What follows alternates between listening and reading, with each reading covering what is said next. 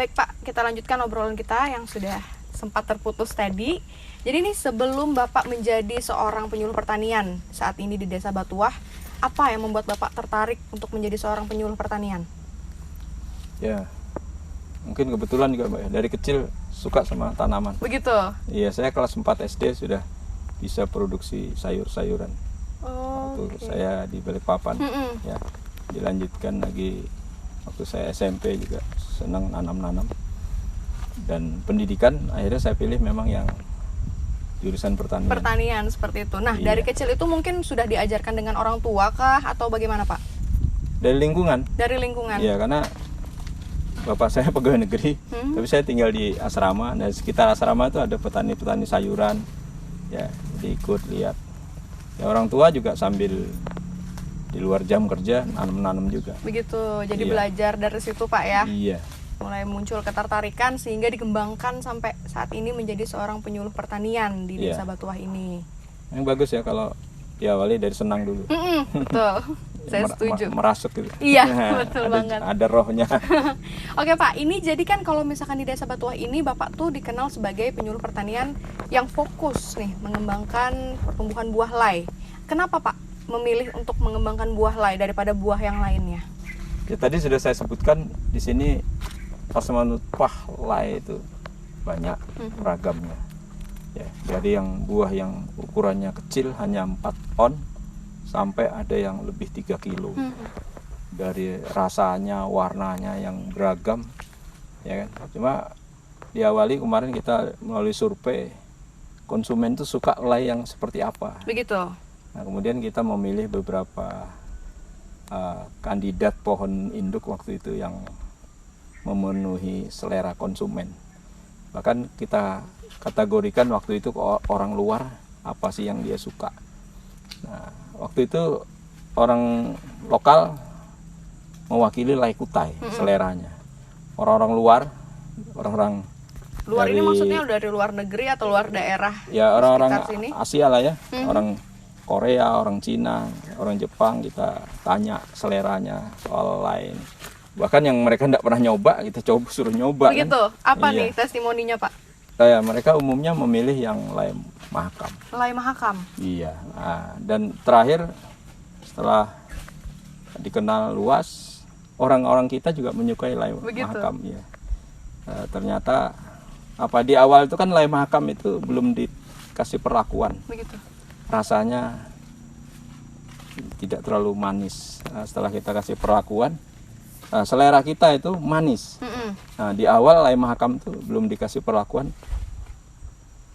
Derajat kemanisannya itu diukur hanya sekitar 16 brik. Nah, setelah dikasih perlakuan bahkan mencapai 33, oh, jauh. Iya, bisa lebih 2 kali lipat. Nah, ini Pak, mungkin pemirsa nih masih ada yang belum tahu nih atau belum paham. Mungkin dikira buah lay ini sama dengan buah durian. Nah, itu bagaimana Pak? Iya. Sebenarnya ada perbedaan kan? Ya, lay dan durian itu satu genus, satu jenis, tapi beda varietas, beda spesies. Iya. Ya, kalau lay itu kan Durio cotayensis, kalau durian itu Durio zepitinus. Nah, lay ini lebih mewakili kerabat durian untuk Kalimantan. Begitu. Ya, karena memang asal-usulnya itu daerah Kutai ya, tapi juga tidak hanya di Kutai, sebenarnya di Kalsel disebut di sana, tapi tidak disebut lay, di sana disebut pampakin. Di Kalbar ada juga. Namanya berbeda-beda setiap daerah begitu Pak ya. Di Kalbar itu disebut Pekawai. Di Kalteng juga ada disebut pampaan. Bukan di utara sana orang Tidung menyebutnya itu ruas. Begitu. Kalau secara nasional biasanya disebut apa nih Pak? Nah, lay ini sekarang sudah diadopsi jadi nama nasional. Apa tuh Pak? Oke, begitu. Jadi buah lay ini secara nasional seluruh Indonesia dikenal sebagai buah lay. Gitu, Pak, ya? Walaupun di beberapa tempat daerah namanya beda. Tapi kalau disebut lay orang sudah ngerti. Nah, seperti Bapak sebutkan tadi tuh ada namanya buah lay mahakam. Begitu Pak ya? Iya. Nah, ini kan membedakannya buah bibit lay mahakam dengan yang bukan lay mahakam itu seperti apa Pak? Iya. Mahakam ini ukuran buahnya sedang ya, sekitar 1,5 sampai 1,7 kilo. Tapi yang menarik itu warnanya. ya, warnanya agak kemerahan, Begitu. bahkan sampai merah. Merah seperti apa? Merah terang begitu. Ya merah agak tua ya, merah tua. Merah hati. Bukan, dia cerah. Oke. Merah tua yang agak cerah. Kalau hati kan Agak gelap. gelap ya.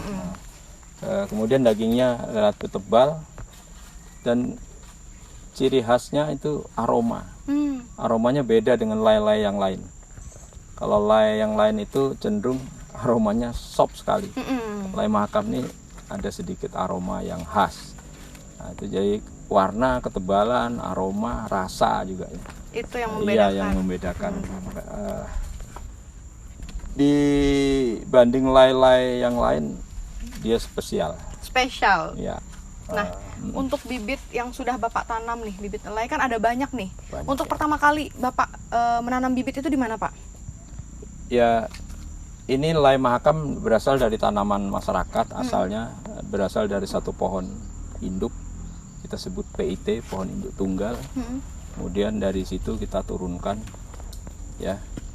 Pengembangannya pertama di desa sini, kita buat pembibitan mulai Desember 2004, 2006 sudah mulai ditanam.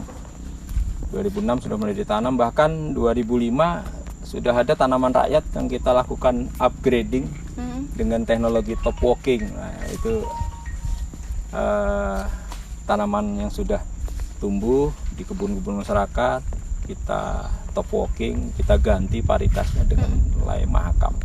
Itu yang pertama, perbanyakan dengan vegetatif yang di masyarakat. Kemudian 2006 kita tanam dari benih yang hasil okulasi dari pembibitan, ya kan.